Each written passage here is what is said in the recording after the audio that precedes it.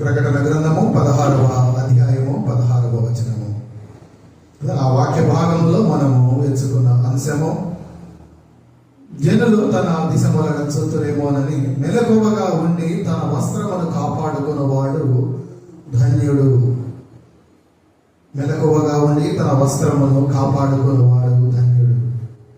అందుకే ఒక మాట తెలియజేయడానికి ఆశపడుతున్నా. ఈ వాక్యము నాకు చాలా ప్రత్యేకముగా ఉంటుంది. ఎందుకంటే నేను మొదటగా ప్రసంగించినప్పుడు నేను ఎంచుకున్న వాక్య భాగం ఇది. ఆగస్టు 23, 2020 సంవత్సరంలో ఈ సంఘములోనే అప్పుడున్న కాపరిని బట్టి ఆయన నాకు ఇచ్చిన సమయం కొలది, అందుకంటే దేవుడు నాకు ఇచ్చిన భాగ్యం కొలది ఈ వాక్యమును బట్టి నేను ధ్యానం చేశాను. నాకు అందుకే ఆ డేట్ కూడా అంత బాగా గుర్తు. ఆగస్టు 23, 2020 నా మొదటి ప్రసంగంగా ఆ వాక్య భాగంలోని అంశము నాకు ఎప్పుడు గుర్తుండే ఉంటుంది. చూద్దాం. మెలకువగా ఉండి తన వస్త్రమును కాపాడుకున్నవాడు కదా. ఎటువంటి వస్త్రము? భౌతికమైన వస్త్రముల గురించి అయితే అక్కడ రాయబడలేదు కదా. ఆ మాటకు వస్తే భౌతికమైన దేనిని గురించి కూడా ఈ యొక్క పరిశుద్ధ గ్రంథములో పరిశుద్ధాత్ముడు అనుమతించలేదు కదా. మనకు రాయబడి ఉన్న అంశములు, మనకు తెలపబడిన విషయములన్నీ కూడా ఆత్మ సంబంధమైనవి కనుక ఇక్కడ రాయబడి ఉన్న ఈ మాట, ఆ మాటలో ఉంచబడినటువంటి ఆ యొక్క వస్త్రము కూడా ఆత్మ సంబంధమైన వస్త్రముగా మనము చూడాలి కదా. ఆత్మ సంబంధమైన వస్త్రములో కాపాడుకున్నవాడు ధన్యుడు అని ఆ యొక్క లేఖన భాగము మనకు సెలవిస్తూ ఉంది.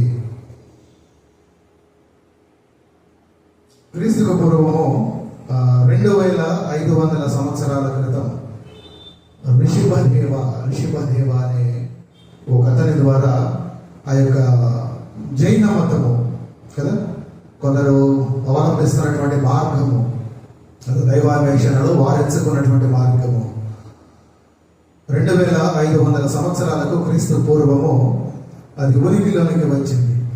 ఆ యొక్క మతములో 2 రకాల తెగల వారు ఉన్నారు.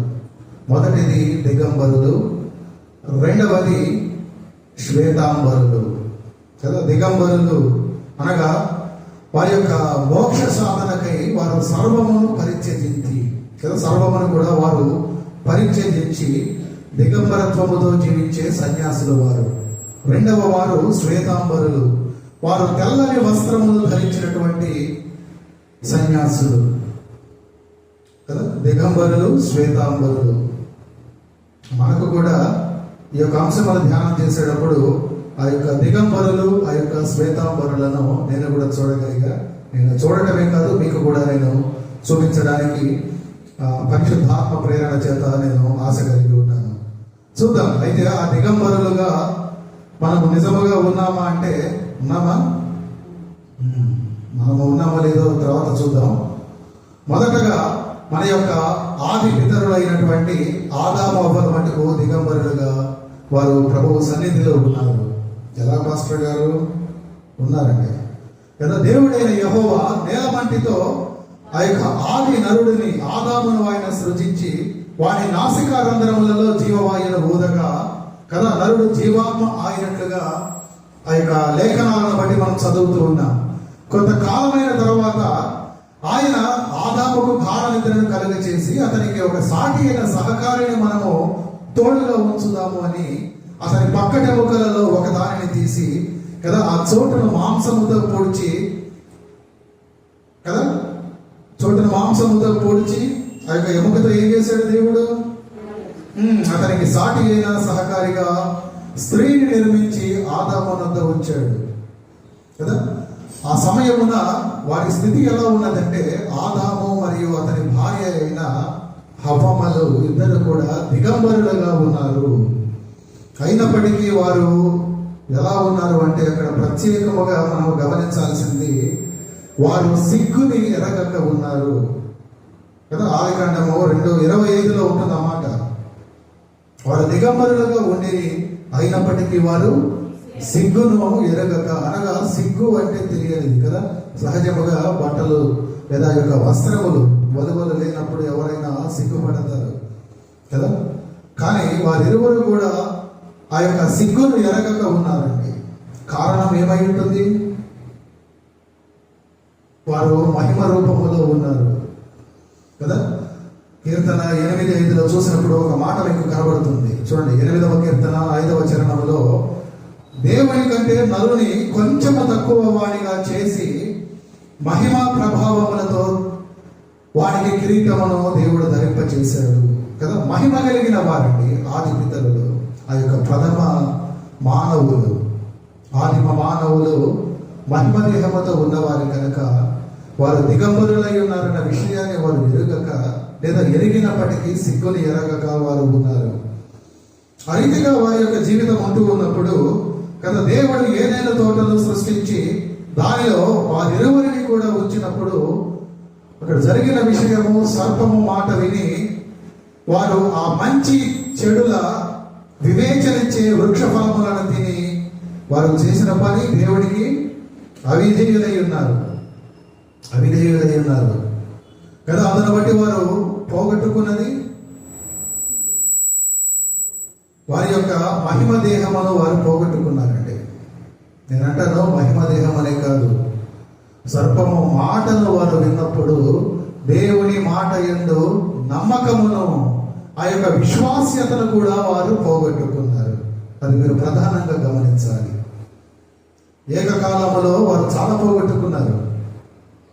ఏకకాలంలో వారి యొక్క మహిమ దేహమును పోగొట్టుకున్నారు, దేవునితో ఉన్న ఆ యొక్క సహవాసమును పోగొట్టుకున్నారు.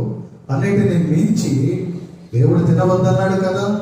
ఎవరు చెప్పినా నేను తినకుండా ఉండాలి కదా. ఆ యొక్క లక్షణమును వారు కనపరచక, లేదా దానిని పాటించక, దేవుని మాట కంటే ఈయన చెప్పినది నిజమేనేమో, ఈయన చెప్పినట్లుగా మనకు జరుగుతుందేమోనని వారు దేవుని మాట మీద నమ్మకమును ఉంచలేక, ఆ యొక్క మాట మీద నమ్మకమును, ఆ యొక్క విశ్వాస్యతను వారు పోగొట్టుకున్నారండి. దిగంబరులై ఆ సమయంలో వారు దేవుడు క్షమించారు. వారు తోటలో సంచరిస్తున్నప్పుడు కదా, ఒక సాయంకాల సమయంలో చల్లపూట దేవుడు వారిని దర్శించినప్పుడు వారు దిగంబరులుగా ఉన్నట్లుగా ప్రభువుతో, లేదా దేవునితో వారు చెప్పడం జరిగింది కదా. సమయమున దేవుడు వారికి ఆ యొక్క చర్మపు చొక్కాయిలను కదా, ముందుగా వారైతే అంజూరపు ఆకులతో వారి యొక్క దిగంబరత్వాన్ని కప్పుకోవాలని వారైతే ప్రయత్నం చేశారు, కానీ అది దేవుని దృష్టికి చాలా ఆ అంజూరపు కచ్చడములతో వారు చేసుకున్న ఆ యొక్క వస్త్రము వారి యొక్క దిగంబరత్వమును దేవుని ఎదుట కాపాడలేకపోయింది కదా. అందుకు దేవుడు వారికి ఆ యొక్క చర్మపు చొక్కాయిలను తొలగించినట్లుగా మనం చూస్తూ ఉన్నాం. అదే నాడు పాపము అనగా దేవుని మాట వినకపోవడం, మనకు తెలిసిన మాట ఆజ్ఞాతిక్రమణ పాపము కదా. దైవ స్వరూపమును చేయబడిన మానవులు ఆ యొక్క దైవత్వమును కోల్పోవుట నిజముగా ఎంత విచారకరమండి.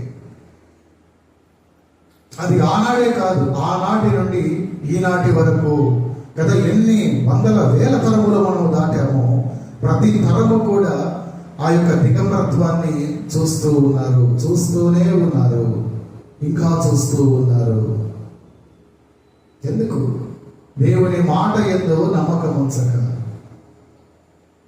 దేవుడు చెయ్యవద్దు అన్న దానిని వారు నమ్మక చేసినందుకు, దేవుడు చెయ్యమని చెప్పిన దానిని వారు నమ్మక చేయనందుకు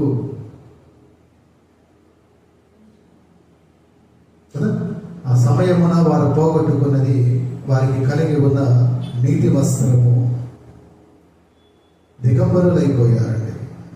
ఎలాడో ప్రభువును నమ్మటమే మనకు కలిగి ఉన్న నీతి.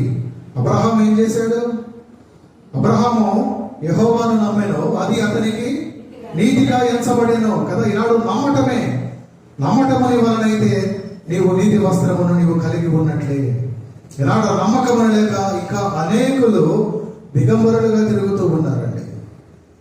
భౌతికమైన దిగంబరత్వాన్ని నేను అనడం లేదు, కానీ ఆధ్యాత్మికంగా వారు దిగంబరులుగా తిరుగుతూ ఉన్నారు.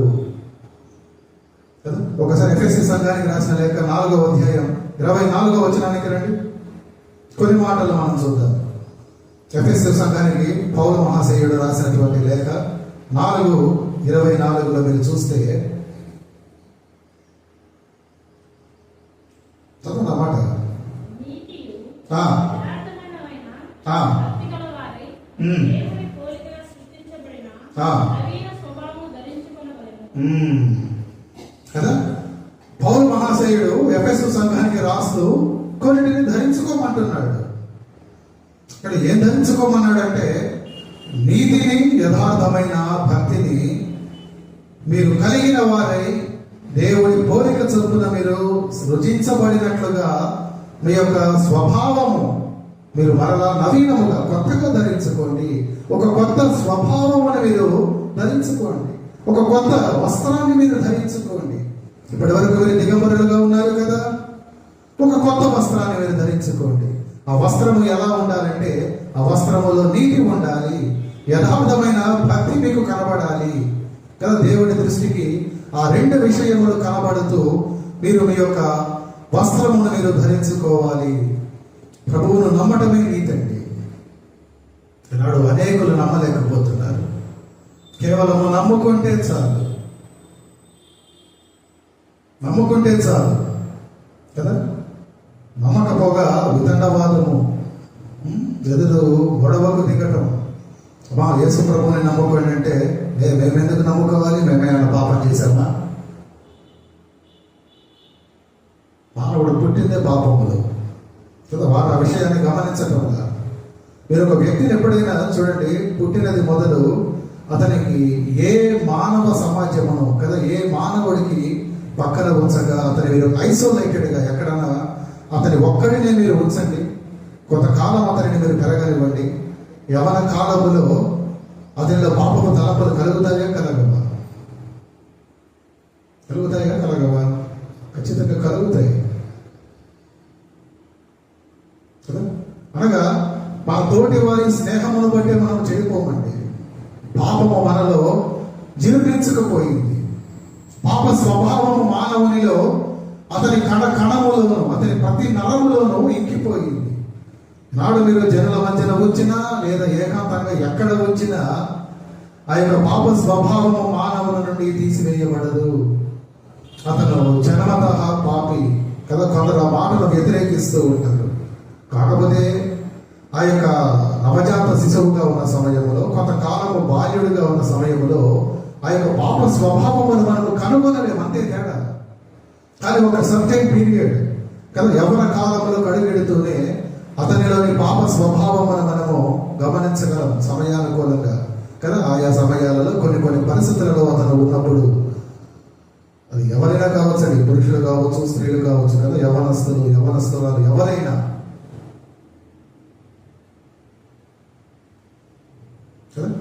రీతిగా పాపము మానవుడిని అతని యొక్క నీతి వస్త్రమును నమ్మలేకపోతున్నాడు. ప్రభువును నమ్ముకోండి అంటే మేము ఎందుకు నమ్ముకోవాలి?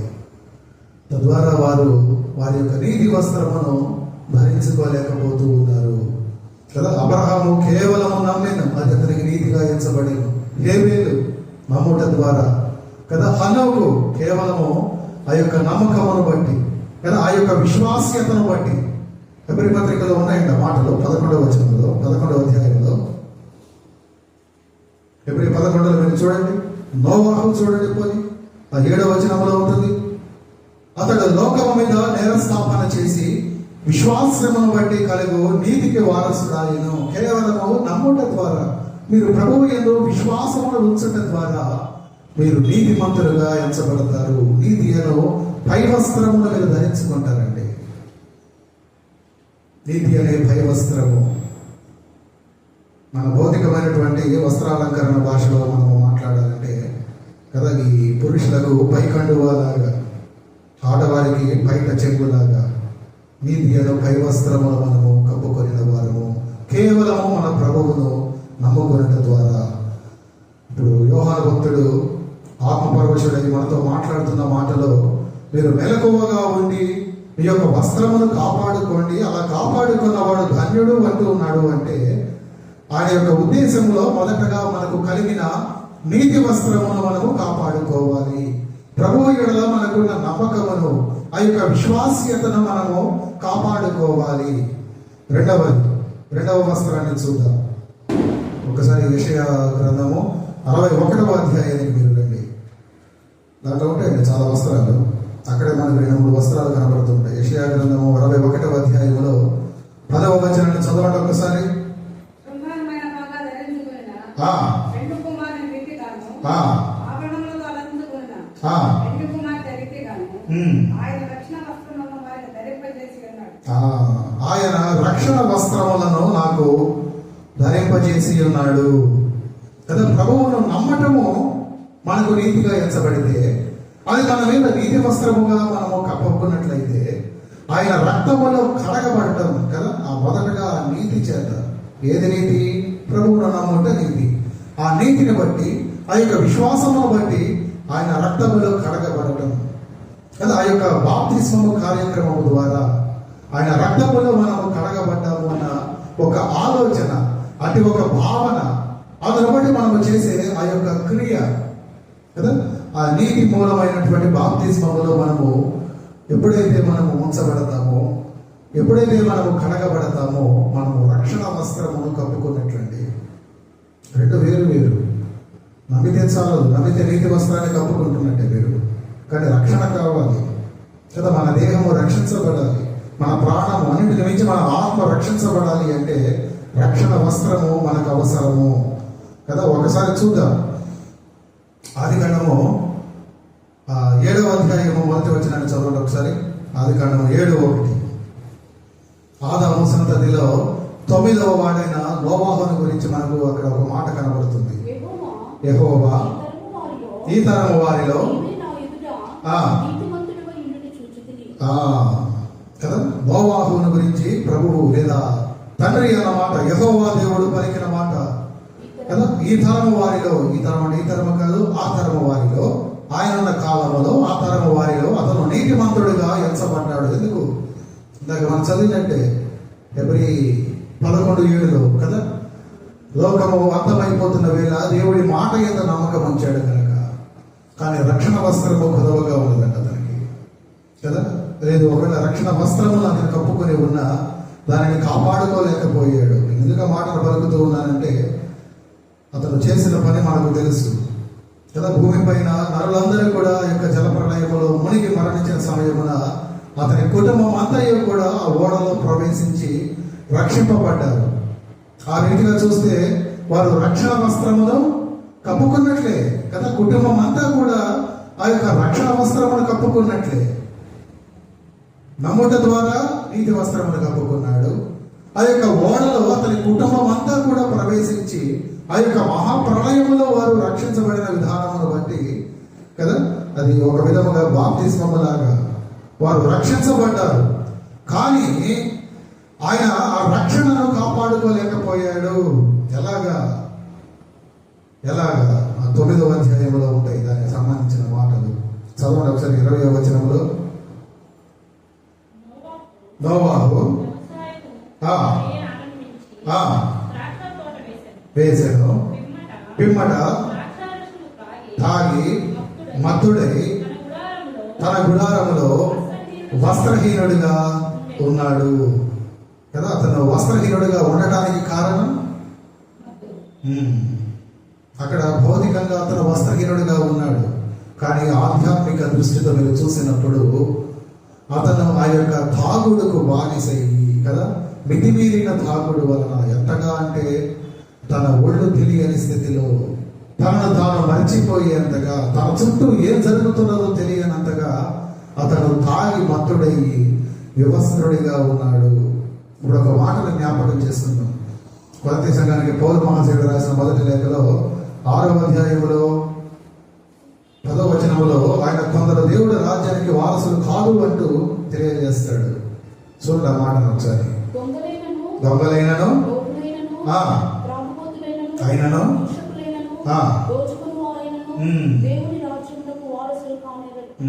కదా, తాగుబోతులు దేవుడి రాజ్యానికి వారసులు కాదు. రక్షించబడ్డాడు. దానికి ముందు నీతిమంతుడు కదా, నీతి వస్త్రమును కప్పుకున్నాడు. రక్షించబడ్డాడు అనగా రక్షణ వస్త్రమును కప్పుకున్నాడు. కానీ తన యొక్క రక్షణ వస్త్రమును అతను కాపాడుకోలేకపోయాడు. ఈనాడు మన ప్రభువును మనము విశ్వాసముతో కదా, నమ్మకముతో వెంబడిస్తున్నాం. మంచిదే, నీతి వస్త్రమును కప్పుకున్నాం, ఇంకా మంచిదే. ఆయన రక్తములో కరగబడటం ద్వారా రక్షణ వస్త్రమును మనం కప్పుకుంటున్నాం. మహా మంచిది. కానీ ఆ రక్షణ వస్త్రమును మనం ఎంత మటుకు కాపాడుకుంటున్నాం? ఎంత మటుకు కాపాడుకుంటున్నాం? చదవండి ఒకసారి, నాకు చదివిన వాక్య భాగాన్ని చదవండి. అదే 1 కొరింథీ 6:10. దొంగలైనను ఆ, తాగుబోతులైనను ఆ, కదా అక్కడ మచ్చుకు కొన్ని ఇవ్వబడ్డాయి కదా. ఈ క్వాలిటీస్, ఈ లక్షణాలు ఉన్నవారు దేవుని రాజ్యములకు అర్హులు కారు. వారికి దేవుని రాజ్యములో ప్రవేశము లేదు. వారి యొక్క రక్షణను వారు పోగొట్టుకున్నారు కనుక. నోవాహు నీతిమంతుడే, రక్షించబడిన వాడే, అనగా రక్షణ వస్త్రములు కప్పుకున్నవాడే. అయినప్పటికీ తనకు కలిగిన అలవాటు చేత కదా తన యొక్క రక్షణ వస్త్రములు ఆయన కాపాడుకోలేకపోయాడండి. ఈనాడు ఎంతమంది అటువంటి పరిస్థితులలో కదా ఈనాడు చూస్తూ ఉంటే, ఎస్పెషల్లీ ఈ యొక్క మెట్రోపాలిటన్ సిటీస్లో, మహా నగరాలలో కదా ఈ యవనస్తులు ప్రత్యేకించి రేవ్ పార్టీ అంటూ ఈ వారము చివరులు దేవుడు అయితే మనకిచ్చిన ఈ భాగ్యము కొలది కదా అల్పులమైనప్పటికీ ఆయన మనల్ని జ్ఞాపకం చేసుకున్నందుకు ఈ రీతిగా ఆయన సన్నిధానములో ఉంటున్నాం. కానీ మరొక పక్క లోకములో ఈ యొక్క వారాంతములో శని ఆదివారాలు వారు ఎంతగా వారు దేవుడికి అవిధేయమైన కార్యాలు చేస్తూ ఉన్నారంటే మత్తులైపోతున్నారు కదా. ఆ మత్తులో మునిగి తేలడము కొరకే వారు ఒక ప్రత్యేకముగా ఒక నిర్దిష్టమైనటువంటి ఒక సమయము, ఒక స్థలము కదా, ఒక పర్టికులర్ ప్లేస్ ని కదా యవనస్తులు ఆడవారు మగవారు కలిసి వారు ఎన్ని అవిధేయమైన కార్యాలు చేస్తూ ఉన్నారు. ఎంతగా వారు మత్తులో కదా చాలా ఐటమ్స్ ఉన్నాయండి మత్తులో ఈనాడు యువత మునిగి తేలటానికి. దౌర్భాగ్యం ఏంటంటే వారిలో కదా కొద్దిగా ధనవంతుల కుటుంబాలకు చెందిన క్రైస్తవ పిల్లలు కూడా వాళ్ళు కూడా ఉంటున్నారు.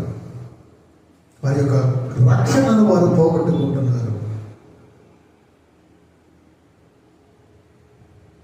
ప్రభువుని ఎరగని వారు, రక్షణ వస్త్రము లేని వారు అలా చేస్తే అది వేరే విషయం. కానీ ప్రభువుని ఎరిగి ఆయన రక్తములో కడగబడి రక్షణ వస్త్రాలు కప్పుకున్న వారు కూడా వారి యొక్క వస్త్రాలు తొలగిపోయేలాగా, అవి చిరిగిపోయేలాగా, అవి చెదిరిపోయేలాగా వారి యొక్క వైఖరిని కదా వారి యొక్క నడవడికని నడువు అనేకులు ప్రదర్శిస్తూ ఉన్నారండి. చాలా కారణాలు. మత్తులై కేవలము అక్కడ ఇవ్వబడినట్లుగా ఆ యొక్క త్రాగుటకే మత్తులే కాదు, ధనము అనే మత్తులు, లోకపు అధికారం అనే మత్తులు, వారి వారి సామర్థ్యము చొప్పున వారి యొక్క పరిణామాల చొప్పున అనేక రకాల మత్తులలో నుండి వారి జీవితాలలో పాడు చేసుకుంటున్నారు. వారి యొక్క రక్షణను వారు పాడు చేసుకుంటున్నారు. వారి వస్త్రాలు, రక్షణ వస్త్రాలను వారు చెప్పుకుంటున్నారు. వాస్తవానికి ఆయనకు ఒక అవకాశం ఉంది. మీకు ఒక మాట చూపించనా? ఒకసారి దానియేలు గ్రంథము 1వ అధ్యాయమును 3వ వచనాన్ని చదవండి. అక్కడ మీకు ఒక విషయాన్ని చూపిస్తారు. దానియేలు గ్రంథము 1వ అధ్యాయములో 3వ వచనం నుండి చదవండి కొన్ని మాటలు. రాజవంశులైనటువంటి దానియేలు, హనన్య, మిషాయేలు, అజర్యా ఎవరు వీరంతా? శద్రకు, మిషకు, అబేద్నెగోలకు పెట్టబడిన పేర్లండి కదా. వారు సౌందర్యము కలిగిన వారు, సకల విద్యా ప్రావీణ్యతను కలిగిన వారు, తత్వజ్ఞానము తెలిసిన వారు కదా. బబులోను దేశంలో చెరలో ఉన్నప్పుడు చూడండి, వారు 3 సంవత్సరాలు కల్దీయులకు విద్య నేర్పడానికి ఎన్నిక చేయబడి ఆ యొక్క రాజభోజనమును, ద్రాక్షారస పానమును వారు ముట్టకుండా ఉన్నారండి. రాజుకు ఇవ్వబడినటువంటి భోజనము, రాజుకు ఇవ్వబడే ద్రాక్షారసము వారికి ఇవ్వబడేది వారి యొక్క అర్హత చొప్పున కదా, వారు పెట్టబడిన వారి యొక్క పని చొప్పున, వారి యొక్క అధికారము చొప్పున. అయినప్పటికీ వారు చూడండి, వాటిని పానము చేయు ద్రాక్షారసము పుచ్చుకొని అపవిత్రులు కాకూడదని వారు భోజనములకు ఆ శాఖాధ్యానులకు వారు పానములకు నీళ్లు చాలు అన్నట్లుగా మనం చూస్తూ ఉన్నాం కదా. No rejection. అపవిత్రత కలుగ చేసేది మాకు వద్దు. ఎంతమంది చెప్పగలుగుతున్నారు ఈనాడు ఆ మాట? కనిపించింది అందరికి ఆ మాట? దాని మనసు అధ్యాయానికి రండి.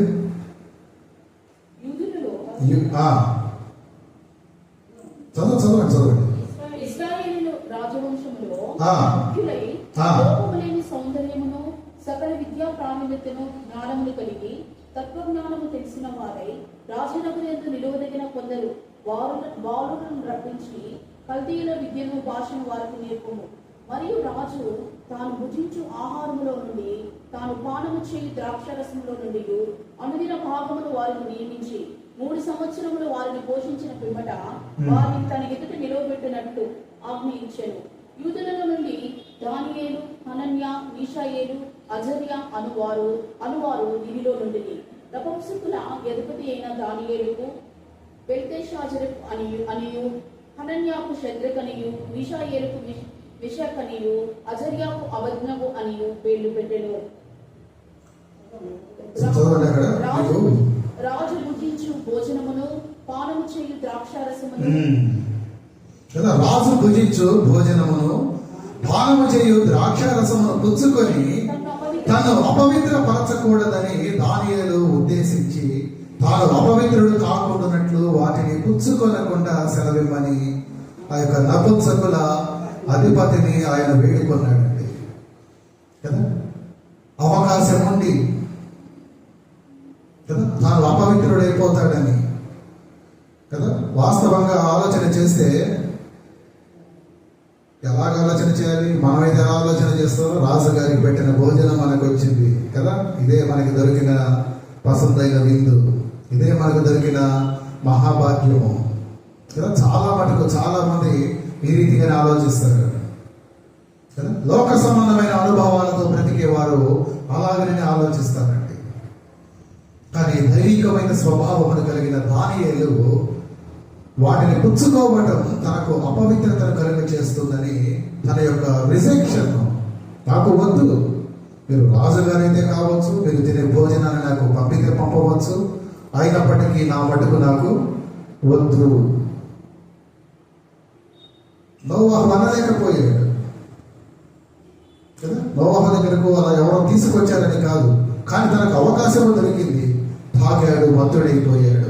దానియేలుకు తాగే అవకాశం ఉంది, తాగడానికి తేబడింది, అతని ముందు ఉంచబడింది.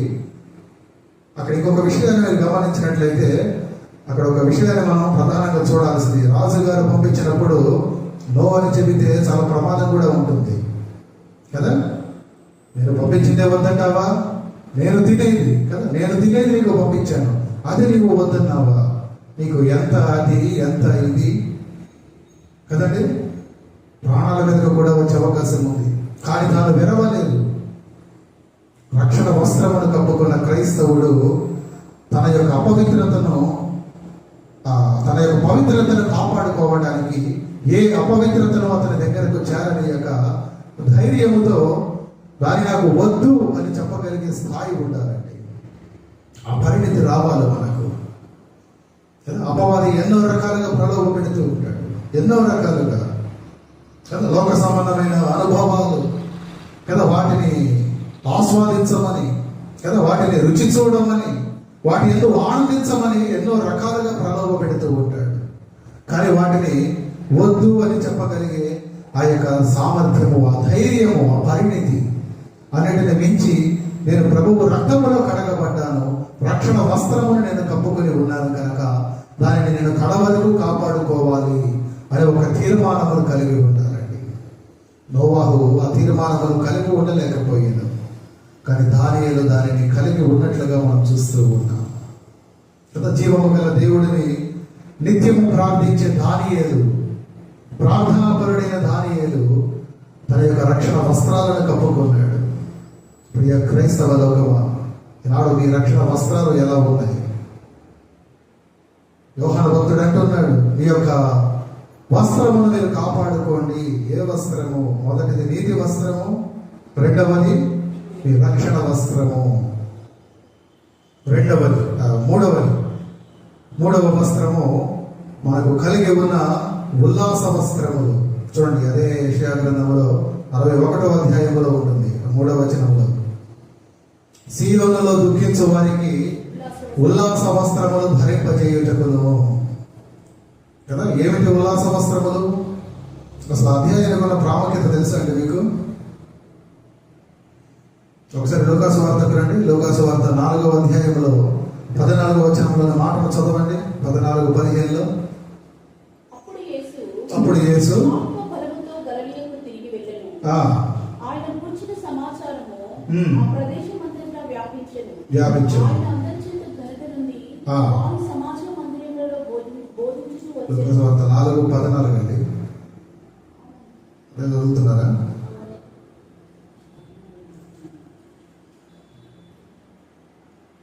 ఆ 17 నుండి చదవండి.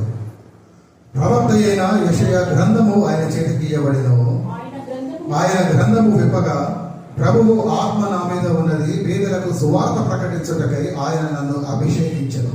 చెరలో ఉన్న వారికి విడుదలను, గ్రుడ్డి వారికి చూపును కలుగునని కదా ప్రకటించుటకును, నలిగిన వారిని విడిపించుటకును, ప్రభువు హితవత్సరము ప్రకటించుటకును ఆయన నన్ను పంపి ఉన్నాడు కదా అని వ్రాయబడిన చోటు ఆయనకు దొరికెను.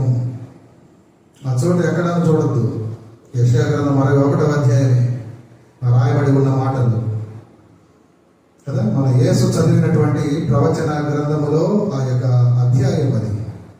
అందుకే అక్కడ ఉంచబడిన మాటలు ఏంటంటే, ఆ యొక్క ఉల్లాస వస్త్రములను వారు కప్పుకున్నారండి. ఉల్లాస వస్త్రములు కప్పబడి ఉన్నాయంటే వారు అప్పటిదాకా ఎలా ఉన్నట్లు ఆ కిందనే ఉంటాయి. చూడండి వారి పరిస్థితి ఎలా ఉందో. బూడిదకు ప్రతిగా పూదండను, దుఃఖములకు ప్రతిగా ఆనంద తైలమును, భారభరితమైన ఆత్మకు ప్రతిగా స్తుతి వస్త్రమును వారికి ఇచ్చుటకు ఆయన నన్ను పంపి ఉన్నాడు. ఎలాగో ప్రభువు చేసిన మేళ్లను బట్టి ఒకప్పుడు దుఃఖముతో నిండుకున్న జీవితాలు కదా, దుఃఖము తప్పితే, ఏడుపు తప్పితే మరొకటి తెలియని జీవితాలు, కన్నీటి అనుభవాలు తప్పితే సంతోషముతో సుఖమైనటువంటి ఆ యొక్క జీవన విధానము తెలియని అనుభవాల గుండా మనము వచ్చిన వారమే. అయితే ఈనాడు మన ప్రభువును బట్టి, ఆయన యొక్క మహిమైశ్వర్యమును బట్టి మన ప్రతి ఒక్క అక్కలను కూడా ఆయన తీరుస్తూ ఉన్నందుకు మనమందరము కూడా ఉల్లాసముతో కదా, ఆ యొక్క ఉత్సాహముతో మనము చేస్తున్నటువంటి స్తుతి గానములండి, వాటిని వస్త్రముతో పోల్చడం జరిగింది. ఆ వస్త్రమును మనము కడవరకు కూడా కాపాడాలి. ఎలా ఉంటున్నారంటే నాడు కదా, అవసరం వచ్చినప్పుడు దేవుడి సన్నిధానంలో అవసరం తీరితే ఆయన అక్కర్లా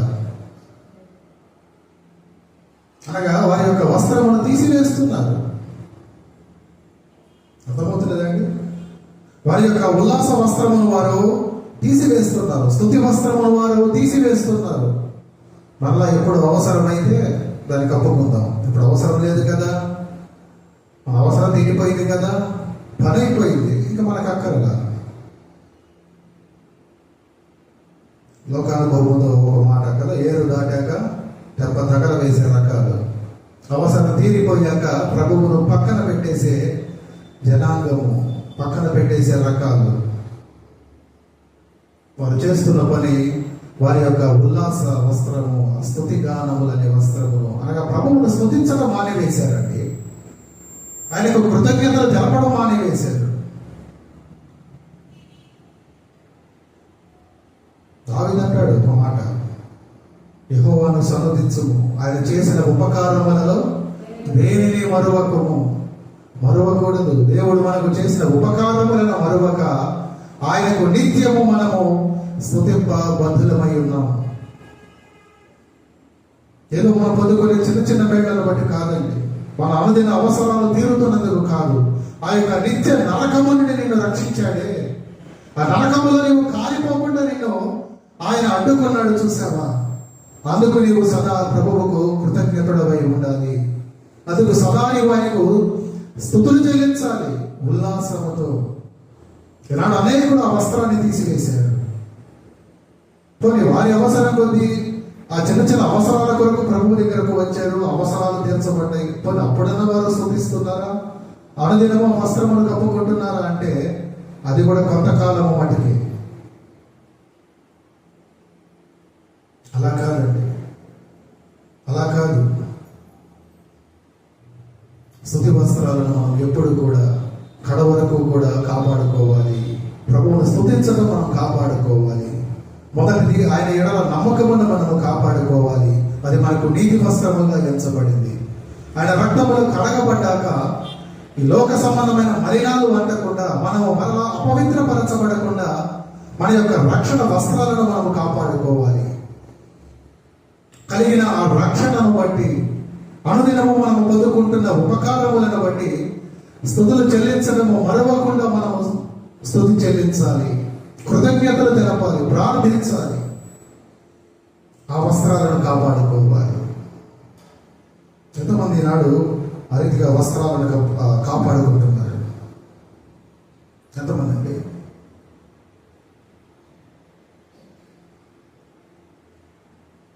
పాత దినాలలో కదా, పాత నిబంధనలలో యాజకులకు మట్టికి ఉండే ఆ మహాభాగ్యమును దేవుడు ఈనాడు మా అందరికీ ఇచ్చాడండి. గడిచిన కాలంలో నేను చెప్పినట్టు గుర్తు నాకు. ఒక అడ్డకర్ర మీద, ఒక నిలువ కర్ర మీద ఆయన నిలబడి అసాధ్యమైన వాటన్నిటినీ కూడా సాధ్యపరిచాడు. ఆ రీతిగా చూసినప్పుడు ఆయన మనకు కలుగ చేసిన బహు గొప్ప స్థానం, మనకిచ్చిన ఆధిక్యత యాజకులుగా ఉంచాడండి. మన రాజులైన యాజక సమూహము మనము. పాత నిబంధనను బట్టి ఒకడు రాజుగా ఉండాలి అంటే అతను యూదా గోత్రానికి చెందినవాడు, లేదా ఇజ్రాయేలు సంతతికి కదా, ఇజ్రాయేలు ఆ యొక్క గోత్రములకు చెందినవాడై ఉండాలి. కానీ ఈనాడు మనం అందరము కేవలం మన ప్రభువును బట్టి రాజులమై ఉన్నాం. పాత నిబంధనలో యాజకుడు కావాలంటే అతను లేవి గోత్రములకు చెందిన వాడై ఉండాలి. అహరోను కుమారుడు కదా, అహరోను వంశపు వారై ఉండాలి. ఈనాడు మనము అహరోను కుమారులము కానప్పటికీ, లేవి గోత్రము వారము కానప్పటికీ మన ప్రభువు మనలను యాజకులుగా చేశాడు. మరి మీ యాజక ధర్మమును మీరు ఎంత మటుకు నిర్వర్తిస్తున్నారు? ఉదయకాలంలో ఎంత మటుకు మీరు ఆయన సన్నిధిలో ధూపము వేస్తున్నారు? ప్రార్థన అనే ధూపము ఎంత మటుకు మీరు మీ యొక్క హృదయాలను ఆ యొక్క బలి నివేదనగా ఆయన సన్నిధానంలో మీరు అర్పిస్తూ ఉన్నారు? చెల్లించలేదు. మీరు మీ యొక్క వస్త్రాలు తీసివేశారు, స్తుతి వస్త్రాన్ని. దేవుడి సన్నిధిలో దిగంబరులుగా ఉన్నామండి. నిర్గమకాండములో ఒక మాట ఉంటుంది, చదవండి. 20వ అధ్యాయంలో 25వ వచనంలో,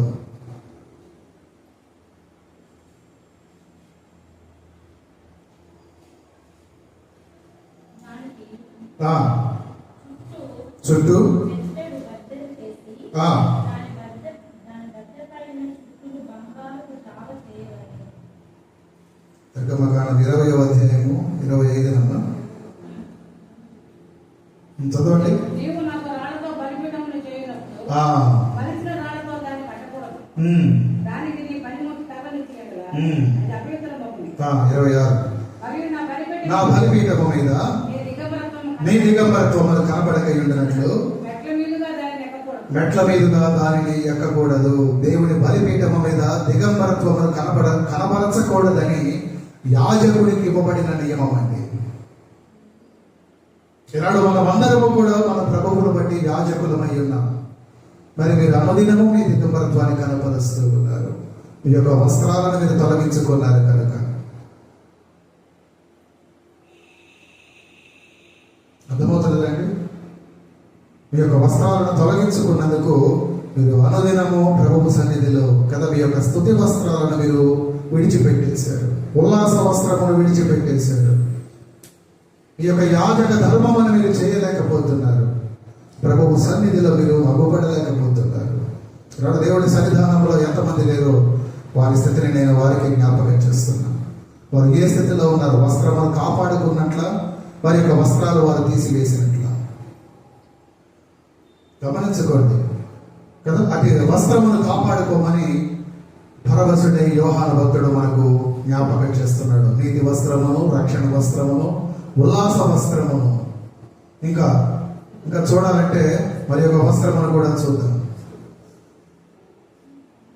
పేతురు భక్తుడు ఆయన రాసిన పత్రికలో 5వ అధ్యాయంలో 5వ వచనంలో చదవండి మాట. అక్కడ మరొక వస్త్రం మనకు కనబడుతూ ఉంటుంది.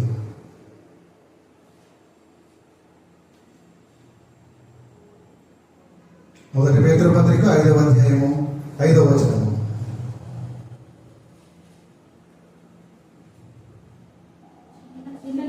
చిన్నలారా మీరు పెద్దలకు లోబడి ఉండుడి. ఆ. మీరందరూ ఎదుటివాని ఎడల ఆ. దీన మనస్సు అనే వస్త్రము ధరించుకొని ఉమ్. మిమ్మును అలంకరించుకొనుడి. ఉమ్. దేవుడు అహంకారులను ఎదిరించి ఉమ్. దీనులకు కృప అనుగ్రహించును. చాలా కదా. దీన వస్త్రము, దీన వస్త్రమును దేవుడు ధరించుకోమంటూ ఉన్నాడు. ఎందుకు? మనం ఎలా ఉన్నామని కిందనే ఉంది. ఎస్, అహంకారులుగా ఏదైనా ఒక పని చెబితే నాకు చెప్పేంత కదా, నాకు చెబుతావా, నాకు తెలియదా కదా. దేవుని పని విషయంలో కూడా చాలా మంది అహంకారంతో ఉంటున్నటువంటి దినాలలో మనం ఉంటూ ఉన్నాం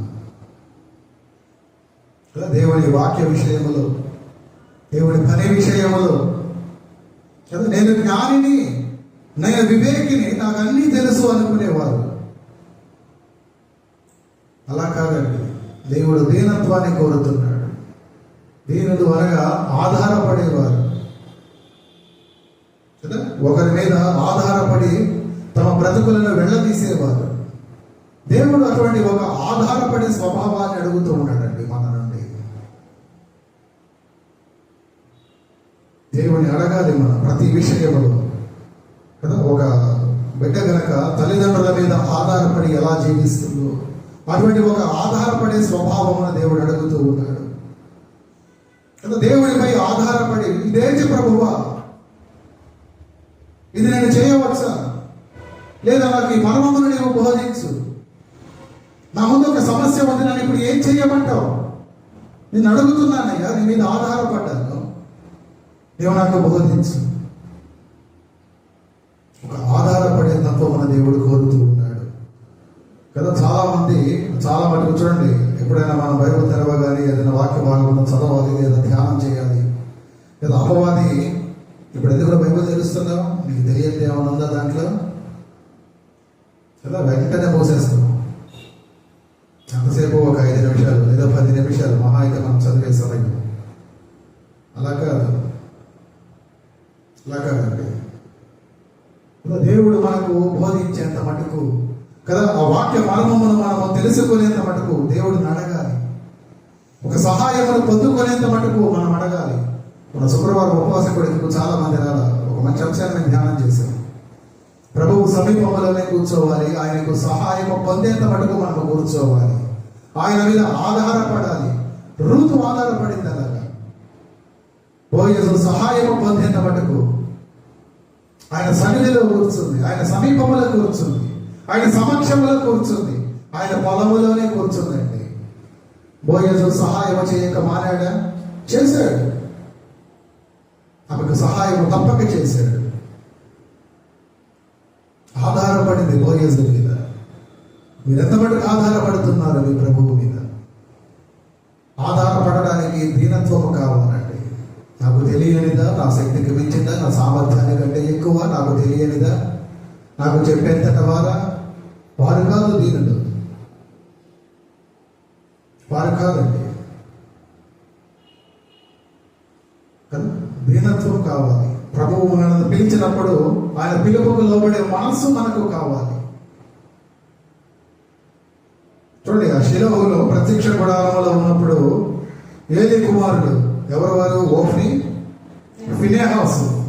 మరి యాజకుడి కుమారులే కదా. ఏలీ యాజకత్వము చేస్తున్నాడు కదా. దేవుడు ఆయన కుమారులను పిలవలేదు.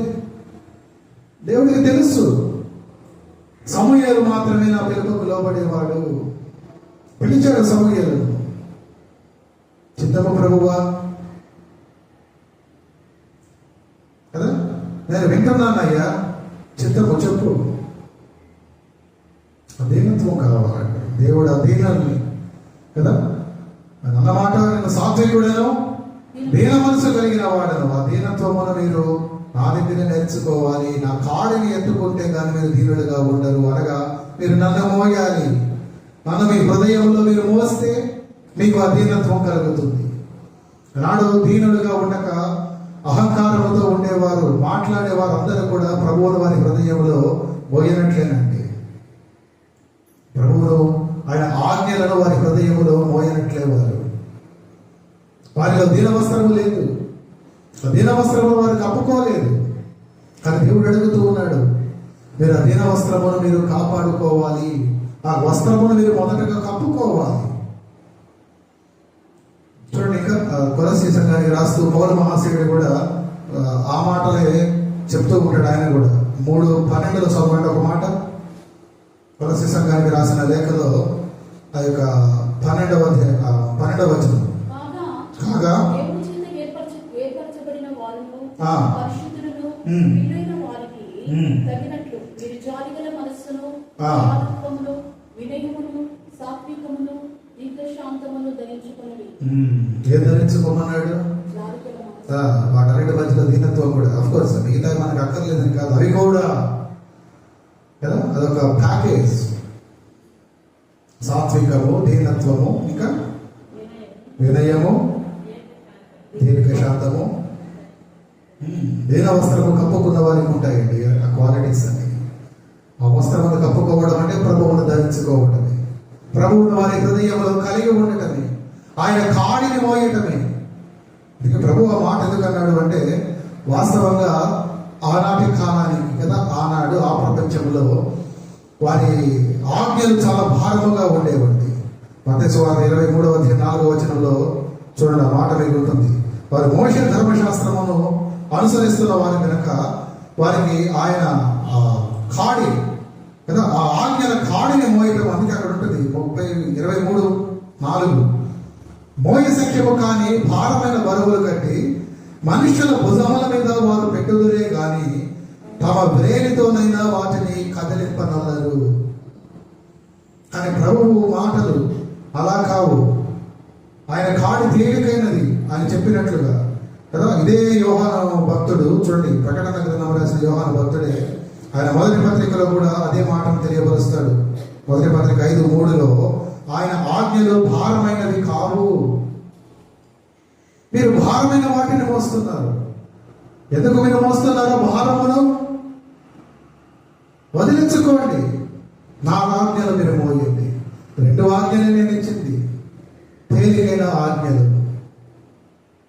ఆ ఆజ్ఞలు మీరు మోయండి చాలు, నన్ను మోయండి చాలు. నేను ఎలా ఉన్నానో మీరు అలా నడుచుకోండి చాలు కదా. దీనుడండి ప్రభువు మన కొరకు తనను తాను దీనుడిగా చేసుకుని లోకానికి వచ్చాడు.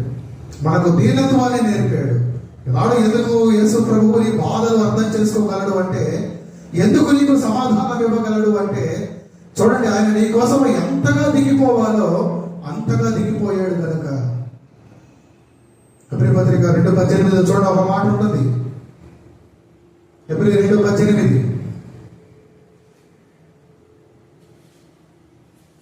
తాను శోధింపబడి శ్రమ పొందిన గనుక శోధింపబడి వారికి సహాయము చేయగలవాడై ఉన్నాడు. నీ కొరకు ఎంతగా దిగిపోయాడో, ఎంతగా తనను తాను తగ్గించుకున్నాడో అంత మటుకు తగ్గించుకున్నాడు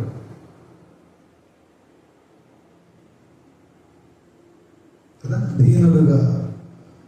దీనుడుగా తాను ఉన్నాడు. తన యొక్క కాడిని, ఆ దీనత్వపు కాడిని ఎత్తుకోమంటున్నాడు. దీన వస్త్రమును నన్ను కప్పుకోమంటున్నాడు. మరి మీరు ఎలాగున్నారు? ఇంకా అహంకారులుగా, ఇంకా ప్రభువును ఎదిరించేవారుగా కదా. మనుషులను ఎదిరించారు, వాళ్ళ గురించి నేను మాట్లాడట్లేదు. కానీ ప్రభువుని ఇంకా మీరు ఎదిరిస్తున్నారండి. ప్రభువుతో మీరు అహంకారముగా ఉంటున్నారు. ఆయన సన్నిధానంగా రమ్మంటున్నాడు, రావటంలా. ఆయనకు ఇవ్వవలసింది ఇవ్వమంటున్నాడు, నేను ఇవ్వను అంటున్నాడు. ఆయన ఒక పని చెబుతున్నాడు, మీరు చెయ్యను అంటున్నారు.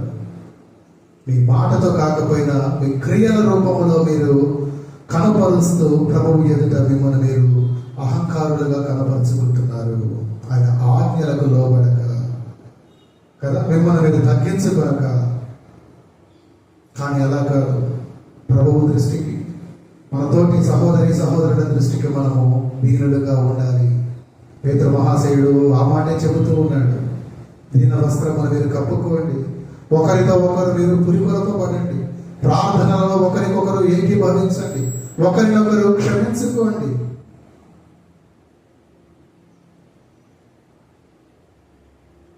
ఎన్ని వస్త్రములు? 4 వస్త్రాలు చూశాను. మొదటిది నీతి వస్త్రము, రెండవది రక్షణ వస్త్రము, మూడవది ఉల్లాసము ప్లస్ స్తుతి వస్త్రము కదా, ఉల్లాసముతో చేసే స్తుతి వస్త్రము, ఉల్లాసముతో నింపబడిన చేయబడిన స్తుతి వస్త్రము. 4వది దీన మనస్సు అనే వస్త్రము కదా. ఈ వస్త్రములన్నిటితో మీరు కలిగి ఉంటే ఆఖరకు మీరు కలిగి ఉండే వస్త్రం ఏదో తెలుసా మీకు? ఇప్పుడు రండి, ఒకసారి ప్రకటన గ్రంథం, ఇదే ప్రకటన గ్రంథంలో 7వ అధ్యాయంలో 13వ వచనానికి రండి ఒకసారి. పెద్దలలో ఒకడు ఉమ్, తెల్లని వస్త్రములు ధరించుకొని ఉన్నాడు. ఉమ్, మీరెవరు? మీరెవరు? ఎక్కడి నుండి వచ్చినారని ఆ, ఆయన అడిగాడు. ఆ, అందుకు అందుకు నేను, నేను అయ్యా, అయ్యా నీకే తెలియననగా ఆ, అతడు ఇలాగ నాతో చెప్పాడు, మీరు మహాశ్రమల నుండి వచ్చిన వారు. ఉమ్, గొర్రెపిల్ల రక్తములో గొర్రెపిల్ల రక్తములో తమ వస్త్రములను తమ వస్త్రములను ఉదుకుకొని తెలుపు చేసుకొని కదా, తెల్లని వస్త్రములు ధరించిన వారండి. తెల్లని వస్త్రములు వారికి ఇవ్వబడ్డాయి. ఎప్పుడు? ఈ ఇహలోకములో ఈ పై 4 వస్త్రాలను వారు కప్పుకొని, నీతి వస్త్రమును, రక్షణ వస్త్రమును, వారి యొక్క స్తుతి వస్త్రమును, దీన వస్త్రమును కాపాడుకున్న వారికి కడకు ఇవ్వబడిన వస్త్రము తెల్లని వస్త్రము కదా. ఇందాక ఎవరు అన్నట్లుగా వారి యొక్క మహిమ వస్త్రం అండి. ప్రారంభములో ఆది మానవులు పోగొట్టుకున్నారు కదా, ఆది పితరులు పోగొట్టుకున్నారు కదా, వారి యొక్క మహిమ వస్త్రము వారికి మరలా ఇవ్వబడింది కదా. శ్వేతాంబరులు అయ్యారు.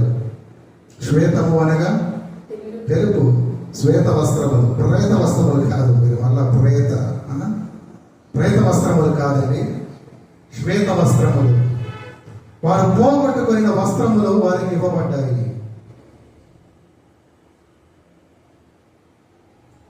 కదా. వస్త్రములను పోగొట్టుకున్నామండి. యెహెజ్కేలు గ్రంథంలో మాట రాయబడి ఉంటుంది 16వ అధ్యాయంలో 7వ వచనంలో, యెరూషలేము పుట్టుకను గురించి దేవుడు యెహెజ్కేలు చూడండి, 16వ అధ్యాయంలో, యెరూషలేము పుట్టినప్పుడు బట్ట కట్టక దిగంబరి అయి ఉండగా జాలిపడి తన వస్త్రము కప్పి ఆభరణ భూషితురాలిగా చేశాడండి దేవుడు. పెళ్లి కుమార్తెగా మార్చాడు. కనిపించిందా మీకు ఆ వస్త్రము? యెహెజ్కేలు 16:7 చదవండి.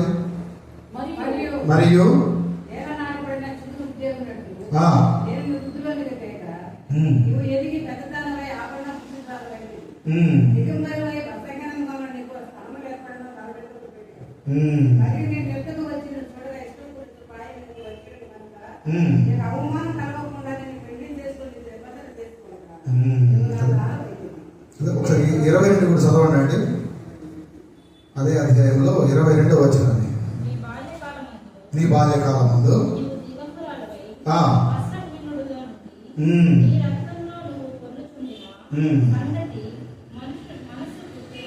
ఉమ్. మనసును తెచ్చుకొనక ఇన్ని ఏ క్రియలను ఇంకా జాలత్వములను చేయించు వచ్చింది. చాలు కదా. బట్ట కట్టక దిగంబరి అయి ఉన్న యెరూషలేము, పాత నిబంధనలో యెరూషలేము, కొత్త నిబంధనలో మటుకు కదా, కొత్త నిబంధన కాలములో, నూతన నిబంధన కాలములో ఉన్న మనకు ఇది క్రైస్తవ సంఘము. మొదటగా దిగంబరులుగా ఉన్నాం కదా, బట్ట కట్టకుండా మనం ఉన్నాము.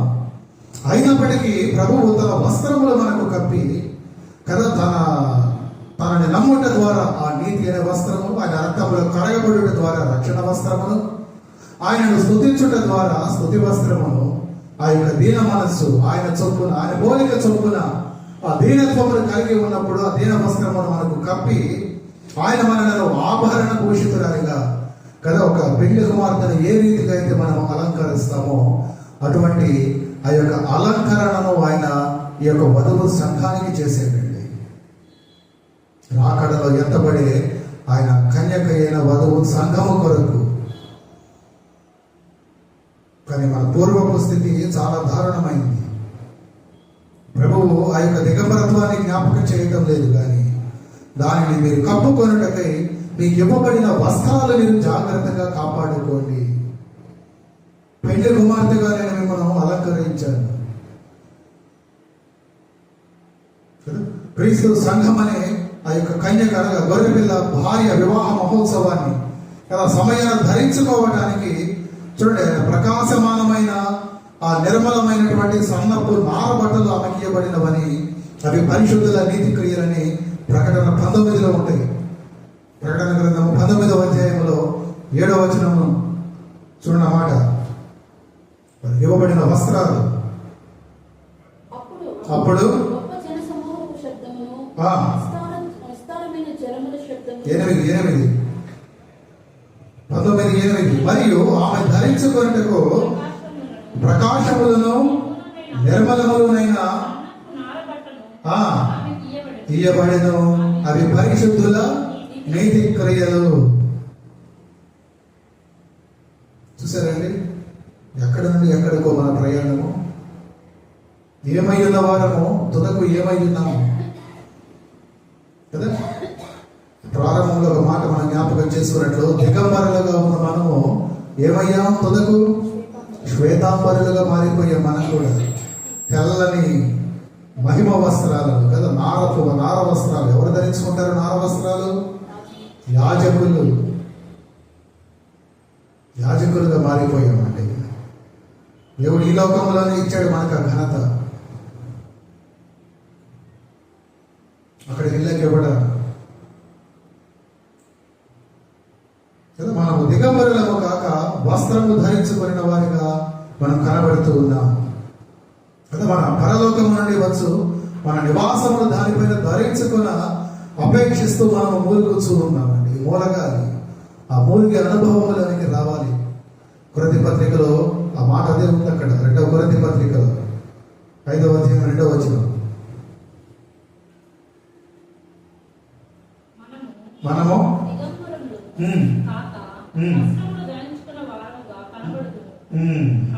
కాబట్టి పరలోకము నుండి వచ్చు మన నివాసము దీనిపైన ధరించుకొన అపేక్షించు దానిలో మూలుగుచున్నాము. దాని వరకు ప్రయాసపడాలి ప్రతి క్రైస్తవుడు కూడా. క్రీస్తు రక్తములో కడగబడిన ప్రతి ఒక్కరు కూడా దిగంబరులైపోయారు మీరు. కానీ ప్రభువు మీకు చూడండి ఎంత చక్కగా మిమ్మల్ని ఆయన అలంకరించాడు కదా. నీతి అనే పరివస్త్రము. ఎఫెసు సంఘానికి పౌలు రాస్తూ ఆయన ఒక ఆర్మర్ కదా, ఒక కవచాన్ని గురించి రాస్తాడు. అందులో నీతి అనే మైమరుడు, చెస్ట్ ప్లేట్ కదా. నేను ఇందాక అన్నట్లుగా మగవారికి అయితే ఆ పై పంచ అంటాం, లేదా పై కండువ, ఆడవారికి బయట చెంగు కదా. ఆ రక్షణ అనబడినటువంటి చక్కని వస్త్రాలు యెషయా 61లో ఉంటాయండి అవన్నీ. మరి యొక్క తలపాక కదా. వారు మొత్తముగా ఎలా అంటే ఒక యాజక వస్త్రములతో వారు తయారయ్యి ఆ యొక్క పెళ్లి కుమారుడికి వధువుగా వారు కొనిపోబడతారు. ఆయన రానయ్యున్నాడు పెళ్లి కుమారుడుగా. మరి ఈ లోపు మీ యొక్క వస్త్రాలను మీరు ఆ రీతిగా మరి ధరించుకొని సిద్ధముగా ఉన్నారా? ఎంతమంది సిద్ధముగా ఉన్నారు? యేసు రక్తములో మనం కడగబడాలి, లేకపోతే ఇంకా దిగంబరులమే కదా. ప్రభువును మన రక్షకుడిగా మనం అంగీకరించాలి. ఆ యొక్క పరిశుద్ధమైన జీవితాన్ని కదా, ఆ యొక్క శ్వేతాంబర వస్త్రము, తెల్లని వస్త్రము మనకు కలుగునంత మటుకు మనము ఆ నియమాలను కలిగి ఉంటారండి. ఆ 5 రకాల వస్త్రాలను మనం ఎప్పుడు కూడా జ్ఞాపకం ఉంచుకోవాలి. కొత్త కాదు, మనం దిగంబరులమని కదా. ఈ కొరింథీ సంఘంలో ఇందాక చదివిన వాక్య భాగంలో 2వ కొరింథీ సంఘంలో ఆ మాటలో చూశాం, యెహెజ్కేలు గ్రంథంలో చూశాం కదా. యెరూషలేము మునుపు ఏంటి? బట్ట కట్టక దిగంబరి. అంతకుముందు యెషయా భక్తుడు ఆ రీతిగా దిగంబరిగా తాను తిరిగాడాడు కదా. నీవు పోయి నీ నడుము మీద గోనె పట్ట విప్పి నీ పాదముల నుండి జోళ్లు తీసివేసి అతను అలాగూ దిగంబరిగా జోళ్లు లేకుండా నడిచినట్లు యెషయా 20వ అధ్యాయంలో, చిన్న అధ్యాయమే చూడండి ఆ మాట ఒకసారి. యెషయా గ్రంథము 20వ అధ్యాయం 5 లేక 6 వచనాలే ఉంటాయి. 6 వచనాలు కదా. ఆ మాటలు అవే దేవుడు పదే జ్ఞాపకం చేస్తున్నాడండి మన స్థితిని. చదివారా మీరు? నా సేవకుడైన యెషయా ఐగుప్తుని గురించియో కూషుని గురించియో సూచనగాను సాదృశ్యముగాను 3 సంవత్సరములు దిగంబరి అయి జోడు లేకయే నడుచుచున్న ప్రకారము అష్షూరు రాజు చెరపట్టబడిన ఐగుప్తీయులను, తమ దేశము నుండి కొనుక్కోబడిన కూషీయులను, పిల్లలను, పెద్దలను దిగంబరులుగాను చెప్పులు లేని వారుగాను పట్టుకొని పోవును కదా. చదవండి. ఐగుప్తీయులకు అవమానమగునట్లు కదా వారి పిల్లల మీద వస్త్రమును ఆయన తీసివేసి వారిని కొనిపోవును. తమ నమ్మకముల పురుషుల గురించి, తమ విశేషాలను తెలుసుకున్న ఐగుప్తుల గురించి ప్రశ్న ముందు సిగ్గుపడదు. అర్థమైందా మీకు? ఎందుకో నీతి వస్త్రమును మనం కప్పుకోవాలి. ప్రభువును తప్పితే మనం ఎవరిని నమ్ముతున్నాము కదా. అతిశయం, అందుకే దీన వస్త్రమును కప్పుకోవాలి. అహంకారముగా అతిశయముగా ఉండకుండా. అర్థమైందండి మీకు కదా. మన స్థితిని అక్కడ ఆయన తేట తెల్లముగా కనపరుస్తున్నాడు కనుక ఆ పై వస్త్రాలను మనము తప్పక కలిగి ఉంటూ నీతి వస్త్రమును, నీతి వస్త్రం అనగా నీతిని కలిగి ఉండటం. నీతి అనగా మన ప్రభువును నమ్మటమే కదా. ఆయనను తప్ప మరి ఎవ్వరిని మనము నమ్మకూడదు. అలా నమ్మటమే మనము నీతిని కలిగి ఉండటం. అబ్రహాముకు అది నీతిగా ఎంచబడింది. హనోకుకు, హేబేలుకు, నోవహుకు అది నీతిగా ఎంచబడింది. రాడు నీ నమ్మకం ఎవరి మీద ఉంది? నమ్మితే చాలదు, నువ్వు రక్షించబడాలి. ఆ రక్షణ ద్వారా నీవు పొందుకున్న వస్త్రాలను నీవు మరలా అవి మలినము కాకుండా, అపవిత్రము కాకుండా నీవు కాపాడుకోవాలండి. యెహోషువకి తప్పలేదు నిందమోయటం, అపవాది సందు దొరికితే కదా. జకర్యా గ్రంథం 3వ అధ్యాయంలో చూడండి 3-4 వచనాలలో ఉంటాయి. టైం లేదు, మీరు తర్వాత చదువుకోండి ఆ మాటలు. జకర్యా గ్రంథము 3వ అధ్యాయం 3-4 వచనాలలో యెహోషువ మీద నెపమొప్పబోయాడు అపవాది. అది దేవుడు అందుకు అంగీకరించలేదు. కానీ మన రక్షణ వస్త్రాలను ఏ అపవిత్రత లేకుండా, అవి చెదిరిపోకుండా, చిరిగిపోకుండా, తొలగిపోకుండా మనము కాపాడుకోవాలి. ఆ వస్త్రములను బట్టి అనుదినము మనము పొందుకుంటున్న మేళ్లను బట్టి ఉల్లాస వస్త్రమును కప్పుకుంటూ ఉల్లాసముగా సంతోషముతో కదా. దావీదు పరవశుడై అనుదినము ఉల్లాసముతో ప్రభువును ఆరాధించాడు. ఉల్లాస వస్త్రమును కప్పుకోవాలి. దేవుడికి స్తుతులు చెల్లించాలి. స్తుతి వస్త్రము. వీటన్నిటితో పాటు దీన వస్త్రము కడ వరకు కూడా ప్రభువు నీకు చూపించిన మార్గం అదే. నిన్ను నీవు దీనుడిగా అనుదినం ఆయన కాడిని మోస్తూ ఉన్న వారే ఆ దీన వస్త్రమును కలిగి ఉన్నట్లు. ఎలా ఉన్నారు మీరు? ఏ వస్త్రమును కలిగి ఉన్నారు? ఏ వస్త్రాలను మీరు పోగొట్టుకున్నారో ఆ వస్త్రాలన్నింటినీ మీరు కలిగి ఉంటే తుదకు మీరు ఆ యొక్క శ్వేతాంబరులుగా తెల్లని వస్త్రాలను మీరు కదా, గొర్రెపిల్ల రక్తములో ఉదికిన వస్త్రాలను మీరు కప్పుకున్న వారుగా ఆయన సన్నిధానములో ఉంటారండి. యాజకులుగా సన్నని నార బట్టలు ధరించుకొని. మన గోలదే కదా, అందుకొరకే కదా మన ప్రభువును వెంబడిస్తుంది. మరి మీ వస్త్రాలను మీరు జాగ్రత్తగా కాపాడుకోండి. ప్రార్థన చేసుకుందాం. ప్రార్థన చేస్తూ మన సమయముడికి మనం సిద్ధపడదాం. పరిశుద్ధుడా, ప్రేమ గల తండ్రి, జీవాధిపతి, మీ ఘననామమునకు, మీ పావన పాదములకు వందనాలు. ఈ రీతిగా నాయన ఉదయ కాలంలో అయ్యా మీ పరిశుద్ధాలయములు మమ్మల్ని సమకూర్చి మీరు ఇచ్చిన మాటలకి మీకే వేవేల స్తోత్రాలు. అయ్యా మేము దిగంబరులుగా ఉన్నామేమోనని 1, 2 మార్లు 3 మార్లు మీరు మాకు జ్ఞాపకం చేశారు. యెషయా భక్తుడి ద్వారా జ్ఞాపకం చేస్తూ, యెహెజ్కేలు ద్వారా మీరు మాకు జ్ఞాపకం చేస్తూ ఉన్నారు. అవును తండ్రి, మా ఆది పితరులను బట్టి మీరు మాకు జ్ఞాపకం చేస్తూ ఉన్నారు. నోవహును బట్టి మీరు మాకు జ్ఞాపకం చేస్తూ ఉన్నారు. మేము ఏ వస్త్రమును నాయన కలిగి లేము, ఆయా వస్త్రములను నాయన మీ బిడ్డలు ధరించుకున్నట్టుగా మీరు సహాయం దయచేయండి.